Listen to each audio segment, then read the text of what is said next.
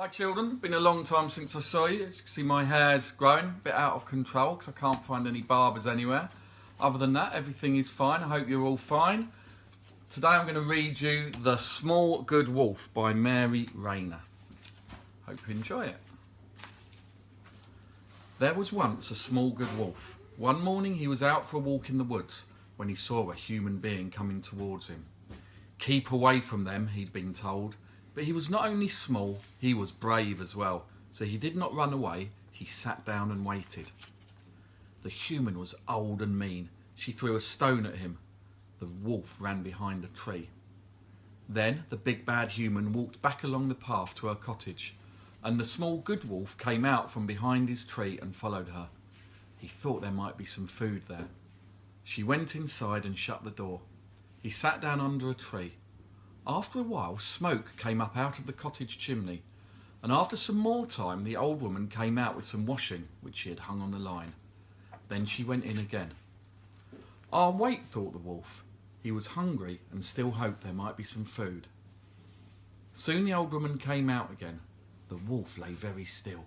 She looked up the forest path, and then she said, "Drat the child, I'm not waiting around any longer." And she mounted her bicycle and rode away.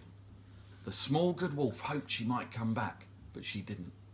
A long way off he could hear the sound of an axe. A woodcutter was working in the forest. The wind made the cloves on the line flap. Then it blew some off. The small good wolf ran after them. He felt with his nose if they were dry. They were. "I'll take them in for her," he thought. "Then she'll be nice to me." So he carried them in his mouth to the cottage and pushed open the door with his nose. The cottage was warm. There was a bed in one corner and a fire in the grate with a big washpot hanging over it. And on the wall there was a large mirror. The small good wolf thought it would be fun to try on the clothes. So he put them on and was just admiring himself in the mirror, you can see, when there was a rat-tat-tat on the door. "Help," he thought, "where can I hide?" So he jumped into the bed and hid under the bedclothes. The door was pushed open and in walked another human. The small good wolf shut his eyes and hardly dared breathe. Footsteps came towards the bed. Then they stopped.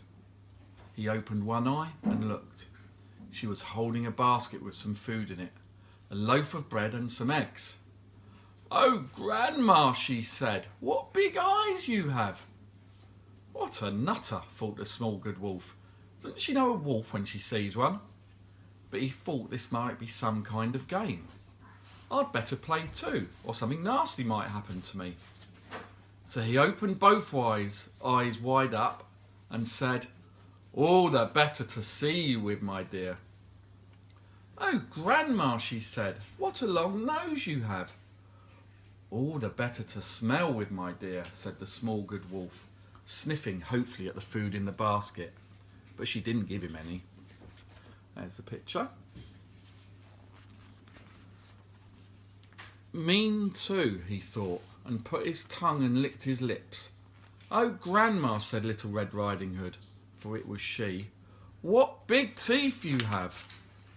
"Blow this for a lark," thought the small good wolf. So he said, "All the better to eat with, my dear," and jumped out of bed to get at the food in the basket. Little Red Riding Hood screamed and dropped it and backed across the room. The woodcutter happened to be passing on his way home. He heard and rushed in with his big axe. The small good wolf dodged, seized the basket in his teeth and ran out of the door. The woodcutter comforted Red Riding Hood. "Where is that naughty old woman, your grandma?" he said.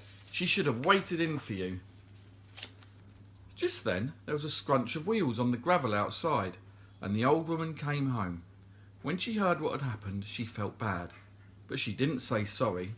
She said, "If anybody hears what really happened, they will blame me, so we'll make sure they don't. We'll say it was the wolf who was bad, won't we?"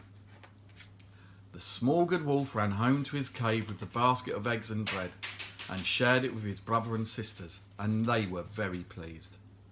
The wicked old grandmother scolded herself doing the washing up the very next week, and serve her right too. But Little Red Riding Hood and her family and her children and their children's children and their children's children's children have been telling the story in their own big bad way ever since. And that is how you will have heard of it. But if you were a wolf, you'd know different. The end.